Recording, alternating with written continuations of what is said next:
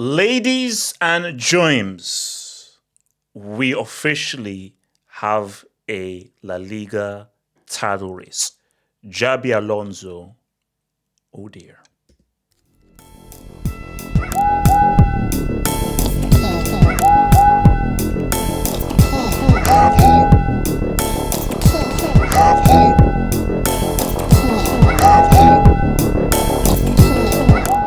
So look, before we even get into what this draw means with respect to the La Liga title race and everything, let's clear up Madrid.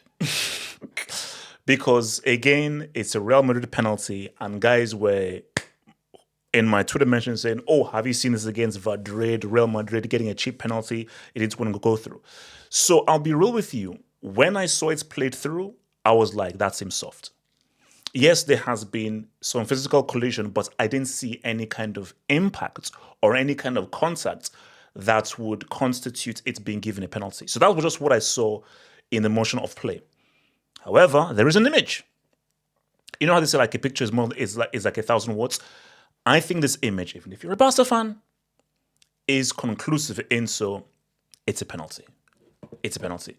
And this is the image there. So if you can see, the Girona defender steps on Vini's foot. So I'll make it even bigger for you guys to see. So you can see there, Girona's player's foot steps on Vini. Because of that contact was enough for it to be a penalty. And as I always say, don't give the referee a chance to make a decision like that, because once you put yourself in that kind of a situation where you're making any kind of a physical contact with the attacker, the referee will always give the benefit of the doubt to the attacking player. That's just football. That's just what you should learn as any defender. The benefits of the doubt will always be given to the player. So yes, Vini, I was hearing, sell him. He should start letting Arabic. He should drop him. Why is he playing? He's messing up. But when they needed him to, he was the guy that made a critical play that got Madrid back in this game. Because losing would have been horrendous. We'd have won. But losing would have been a lot worse. At least they got something in the game. So not enough. They should have gone more, because you should be beating Girona. You should be beating Girona. So this, I think, is unfortunate. And look, the reality of the matter is this. That draw is costly. Because Real, they have been drawing a lot of games. And first of all, it was a draw to Elche. And think about this. Against Elche, I repeat, Elche, a name that we have been insulting for several years on this channel, they were behind twice against Elche. And even in that Elche game, was that a handball by Bellingham? In that Elche game, did Vini try to do a UFC Anderson Silva kick onto the keeper? I believe that was John Cass. I think it was Inaki Peña for them to score. So even that was contentious in how they got that draw. And again here, they were a goal down. And they were a goal down and had to come back. It doesn't look good. The fact about that they've dropped points against teams that they should be destroying, and the fact that they were behind in both of those games, this doesn't look good for Xabi Alonso. And it gets even worse. Because this is what the table looks like now. Barca are top with 34 points. Madrid are second with 33 points. Villarreal are third with 32 points, and Atleti are fourth with 31 points. So Betis are way behind. So 3 points separates fourth from first. Guys, we have a four-way title race. It's a four-way title race. And the thing that just shocks me the most is how Atleti got back into this to begin with. That is what shocked me, of how Atleti got back in this. Because for a while, I think Atleti at the points were 7 or 8 points back. I swear there was a moment when Atleti were 7 or 8 points behind. And we were like, oh, no, these guys are done because they have drawn so many games. But if you look at that, so I think Atleti were just drawing a lot of games. But since those draws, they've just been winning, getting derbies. And as they've been winning, Barca have been losing or drawing. Barca's been losing, drawing. Real have been drawing. So very quietly, they've just made up all this ground. And now they're 3 points behind. Because the key thing, look at that. Atleti have only lost one game. They've only lost once. So that's impressive. So here's the thing, bro. For Xabi Alonso, I said that if the results go your way, things will always be good with you. So dressing room issues, players don't like him, players are sort of rebelling, they're revolting. As long as the results are going your way, things will always be good. But the issue you now have now is results are not going your way. Results are not going your way. Yes, you beat Olympiacos, but you needed one man to score 4 goals, and you allowed Olympiacos to score 3 goals, and it was only 4-3. Real Madrid are not in cruise control. Real Madrid do not look comfortable. So the fact that Real Madrid do not look comfortable, the fact that they've now lost the lead in La Liga, the fact there's now this dressing room drama behind. Yes, they're trying to save face and say it's not happening, but there is fuel to the fire because the results are not going well. The team is not playing well, and the results are not going to plan. And even the games they are winning, they're only just winning these games. They're having to pull this through. You're having to get back into a game after being behind against Elche and Girona. It doesn't look like good reading, bro. Because it's so crazy. Once Real beats Barca in El Clasico, I just thought, oh no, they'll just be boom. And the fact that they've lost, because again, how they've lost this lead is just down to them just you're dropping points against teams you have no business dropping points to. This ain't like a way to Bilbao or a way to Villarreal or a way to Rayo Vallecano or a way to any of these like top teams. It's Elche and Girona. With all due disrespect, it's Elche and Girona. Look, I think if you're a football fan, oh, this is great. Now, realistically, Villarreal are not in the conversation. Realistically, don't count at Atletico Madrid.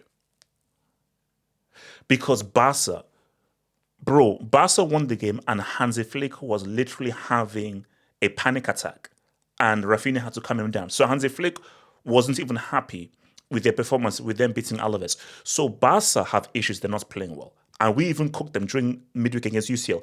Real not playing well. Villarreal just do not have the team on the squad. If you're Atleti, you're like, because do you know what is so shocking? Guys, I'm sorry. The most shocking thing, because Villarreal, they were always there. Villarreal always there, is how Atleti got back in this. Because I swear to you guys, these guys were 7 points behind like months ago. So months ago, these guys were literally 7 points behind. And I had given up on these guys. So the fact that Atleti have clawed back to be within 3 points of the top of the league, bro, so really, realistically, it's a 3-horse race. It's the race.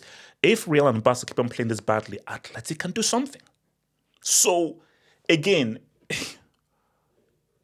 half of you're a betting man. Even if you don't want to bet, shout out to your boy Papa Ketsa. Who would you put your money on now to win La Liga? That's a great question. You see, as of right now,